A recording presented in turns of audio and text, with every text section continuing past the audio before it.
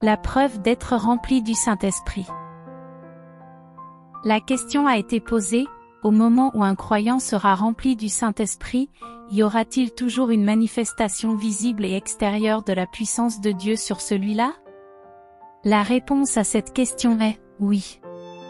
Mais il y a un compagnon à cette question, peut-il y avoir des moments où le Saint-Esprit est reçu par la foi, sans aucune preuve extérieure? La réponse est « non ». Maintenant, tenez bon un moment avant de ne pas être d'accord avec moi. Je vous ai donné un « oui » direct et un « non » direct à ces questions, mais peut-être que mes réponses signifient quelque chose de différent que vous ne le pensez. Alors, examinons quelque chose qui est le plus merveilleux et le plus important pour chaque croyant. Commencez par la question à laquelle j'ai répondu « non ».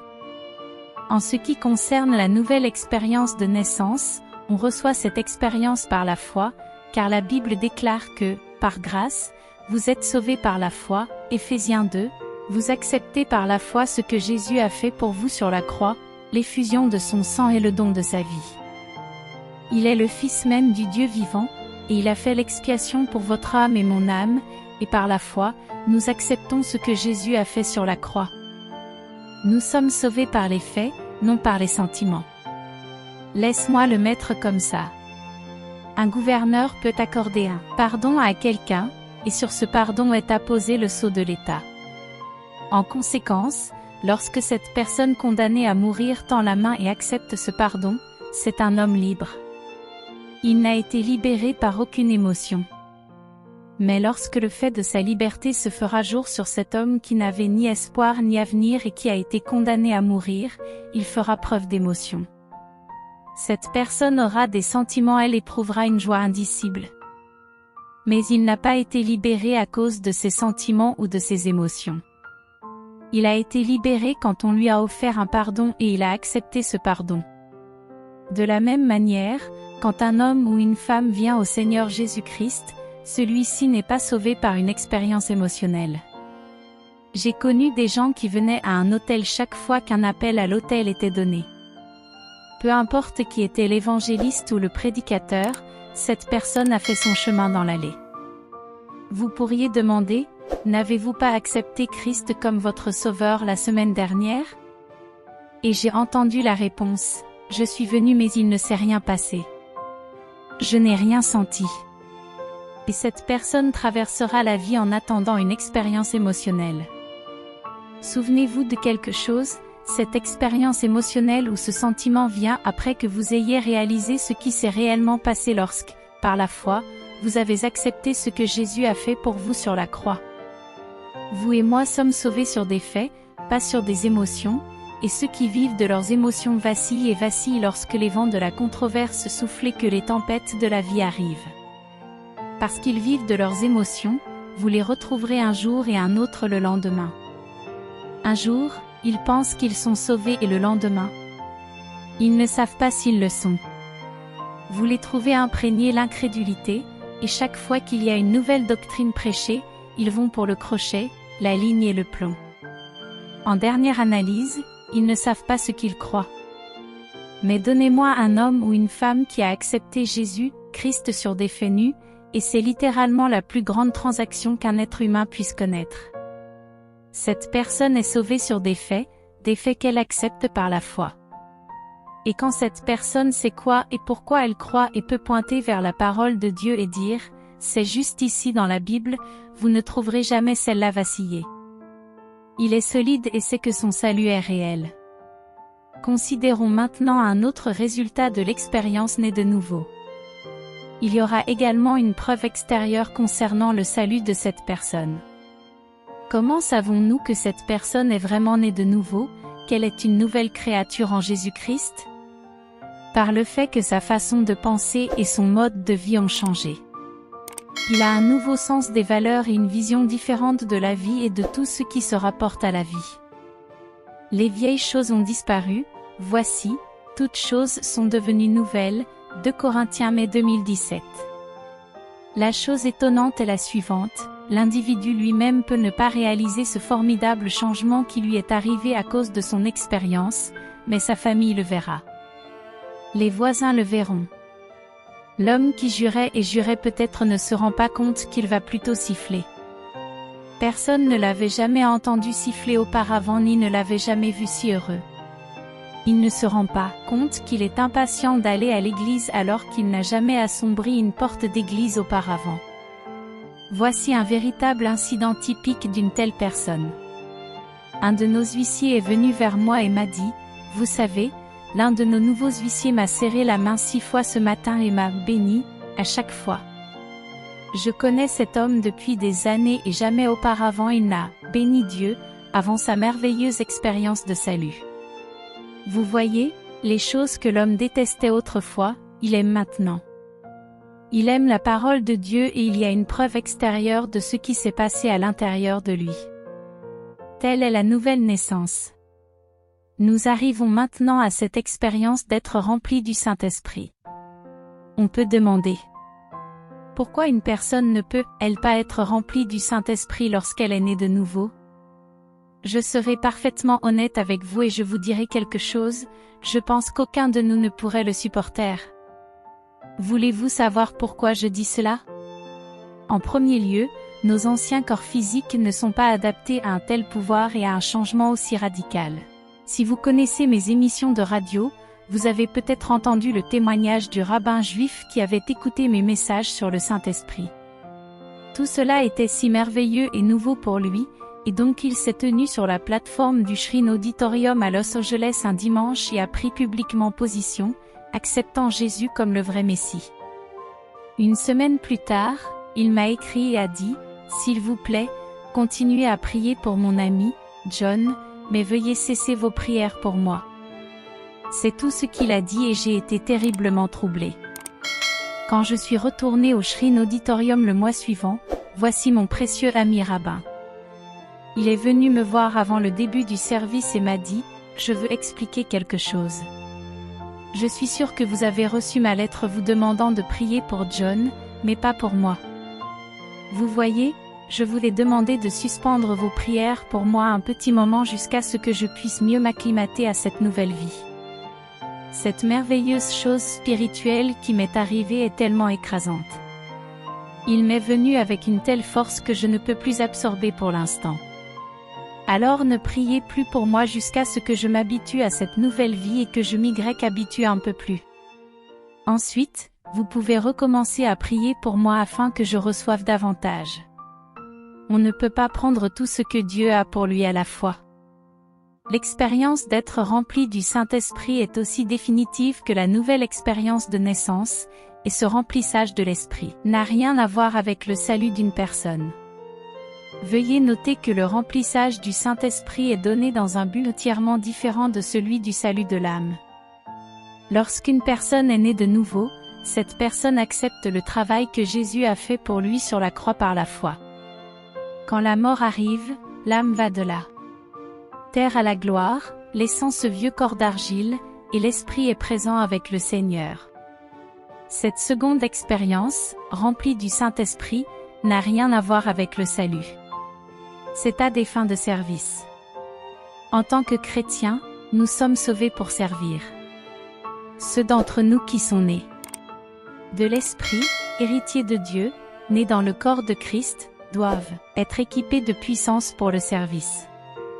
Vous m'avez peut-être déjà entendu dire cela, car je compare souvent nos cœurs à un compartiment ayant de nombreuses pièces séparées. Lors de notre conversion, nous acceptons ce pardon et nous ouvrons la porte d'une des pièces de notre cœur. Nous disons, « Entrez, cher Jésus », puis le sang de Jésus-Christ, le Fils de Dieu, nous purifie de tout péché. La conversion est instantanée, mais la vie du Christ est une croissance spirituelle. Vous ne recevez pas tout ce qu'il y a à la suite d'une seule expérience.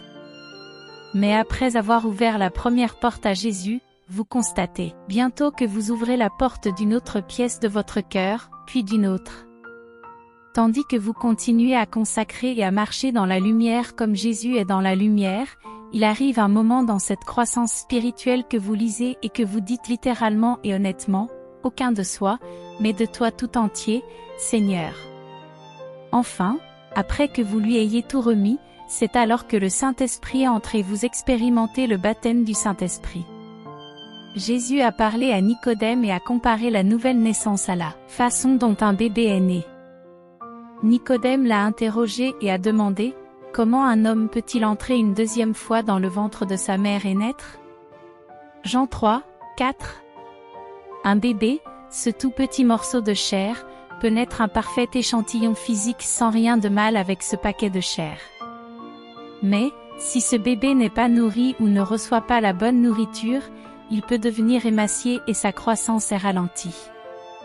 De la même manière, il y a une croissance spirituelle.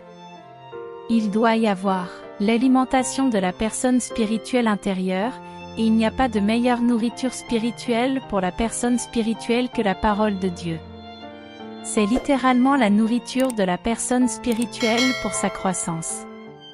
Il doit y avoir une croissance constante et continue de la personne spirituelle, mais il ne peut y avoir de croissance jusqu'à ce que l'homme lui-même soit né de nouveau. Et quand il y a la soumission au Christ du corps, de l'âme et de l'esprit, alors cette personne reçoit ce glorieux remplissage du Saint-Esprit. Rappelez-vous toujours qu'il n'y a pas de vide dans la nature. Permettez-moi de faire une analogie ici. Imaginez un beau vase, de fleurs avec de l'eau dans le vase. Si vous retournez le vase, les fleurs et l'eau du vase tomberont au sol.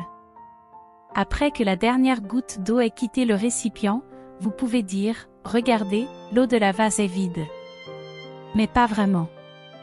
La seconde où les fleurs ont quitté le récipient, l'air s'est précipité et a rempli le vase car il n'y a pas de vide dans la nature. De la même manière, lorsque le cœur ou la vie humaine commence à se vider de soi et que nous abandonnons à Dieu notre esprit et notre corps comme un sacrifice vivant, c'est alors que nous sommes remplis du Saint-Esprit. C'est la présentation de notre corps comme un récipient que le Saint-Esprit peut utiliser pour la gloire de Dieu. C'est alors, lorsque nous abandonnons nos motivations et nos désirs égoïstes, et que nous lui remettons notre volonté, que nous n'avons aucune volonté propre. Nous, esprit, vivons pour lui plaire. Notre corps devient le temple du Saint, un récipient rempli du Saint-Esprit, et il entre et utilise notre esprit, notre langue, nos mains, notre corps. Notre volonté ne devient pas une volonté séparée et séparée de la volonté de Dieu. Nous sommes tellement abandonnés que nous avons une seule volonté, et cette volonté est la volonté du Père. Le Saint-Esprit dirige maintenant la volonté du Père à travers nos vies. Être rempli du Saint-Esprit, l'expérience que nous appelons le baptême du Saint-Esprit, est une œuvre que le Saint-Esprit fait en nous, afin qu'à travers nous deux soit une puissance de service. Nous ne pouvons pas recevoir cette expérience si importante et ne pas la connaître. Nous ne recevons pas le baptême du Saint-Esprit, l'expérience de remplissage du Saint-Esprit, par la foi, nous le recevons par abandon. Très bien, qu'a dit Jésus juste avant de partir? Il a promis, vous recevrez le pouvoir, après que le Saint-Esprit soit venu sur vous, Actes 1h8, et vous ne recevez pas ce pouvoir par la foi. Vous ne recevez pas cette glorieuse dynamite, cette magnifique dynamo, par la foi. Vous n'entrez pas en contact avec ce pouvoir glorieux, par la foi. Laisse-moi expliquer. Regardez le 2e chapitre du livre des Actes. Alors qu'ils s'y attardaient dans cette chambre haute, ils n'ont rien reçu par la foi. Par la foi, ils sont entrés dans la chambre haute. Par la foi, ils ont accepté ce que Jésus avait promis. Mais leur retard était très réel, et quand ils sont sortis de cette chambre haute, aucun d'eux n'avait accepté cette expérience par la foi. Quelque chose s'est vraiment passé. Y avait-il une preuve extérieure de cela? Je vous ai déjà dit que lorsque quelqu'un est né de nouveau, il y a très certainement une évidence extérieure. Cette personne est une nouvelle créature en Jésus-Christ et tout le monde le saura si vous êtes vraiment né de nouveau. De la même manière, il y aura une preuve extérieure du remplissage avec le Saint-Esprit si vous avez eu cette expérience. Permettez-moi d'utiliser une certaine personne comme exemple. Vous pouvez deviner que je parle de Pierre quand je dis qu'un jour, il y avait un homme si lâche, si faible, qu'une petite demoiselle lui faisait peur de nier qu'il connaissait Jésus. Dans le 2e chapitre des Actes, cependant, nous voyons la preuve que Pierre a été rempli du Saint-Esprit, car il est sorti de cette chambre haute avec hardiesse du Saint-Esprit et a commencé à prêcher et a dit, « Repentez-vous et soyez baptisés chacun de vous au nom de Jésus-Christ pour la rémission des péchés, et vous recevrez le don du Saint-Esprit. » Acte 2h38. Y avait-il des preuves que Pierre avait été rempli du Saint-Esprit? Nous ne pouvons pas le nier. Regardez l'audace du Saint-Esprit dont Pierre a fait preuve. Dans Acte 2h41, nous lisons, « Alors ceux qui ont reçu sa parole avec joie ont été baptisés, et le même jour, il leur a été ajouté environ 3000 âmes. » Pierre n'a pas accepté la promesse du Saint-Esprit par la foi. Il a accepté la parole de Jésus par la foi. Il est resté et il y avait des manifestations visibles de la puissance de Dieu. Puis, quand il est sorti de cette chambre haute, il a su qu'il était rempli, et il y avait des preuves bibliques et bibliques de son expérience. Il y avait une audace du Saint-Esprit lorsque le Saint-Esprit parlait à travers lui, c'était le Saint-Esprit en lui qu'il utilisait. S'il vous plaît, laissez-moi partager une expérience que j'ai eue, qui, je pense, clarifiera mon propos. Je commence par vous donner une écriture, les paroles de Jésus, qui ont beaucoup compté pour moi, celui qui perd sa vie pour moi la trouvera, mais je n'ai jamais mis l'accent sur la dernière partie, le trouvera. Je me souviens bien de la fin de MC Chesney Road à Portland. À cette époque, c'était une rue sans issue. Il était 4 heures et un samedi après-midi quand j'ai littéralement senti que j'avais perdu ma vie au Christ parce que c'était il y a des années où j'ai littéralement, et pour toujours, abandonné ma volonté à la volonté de Dieu. Puis un jour au Civic Auditorium de Portland, la même ville où j'ai perdu ma volonté à cause de la volonté de Dieu, je suis monté sur la scène et j'ai vu un homme debout, un homme qui était en fauteuil roulant atteint de sclérose en plaques depuis 9 ans. J'ai vu le pouvoir de guérison du Seigneur Jésus-Christ son corps, le rendant complètement entier. Ce fut un moment de grande joie alors que nous étions témoins de la puissance de Dieu en action. Ceux qui ont vu ce grand miracle, cependant, n'ont jamais rêvé ce que le Saint-Esprit me disait. Il a dit, « Vous avez perdu votre vie à cause de moi, mais vous l'avez trouvée en lui. » Bien-aimé, j'ai trouvé ma vie, car j'ai perdu ma volonté au profit de sa volonté. Ce même pouvoir glorieux s'offre à vous aujourd'hui. Le Saint-Esprit utilisera tous ceux qui se soumettront à Jésus, tous ceux qui l'inviteront à les remplir de son pouvoir de témoigner et de servir. Alléluia.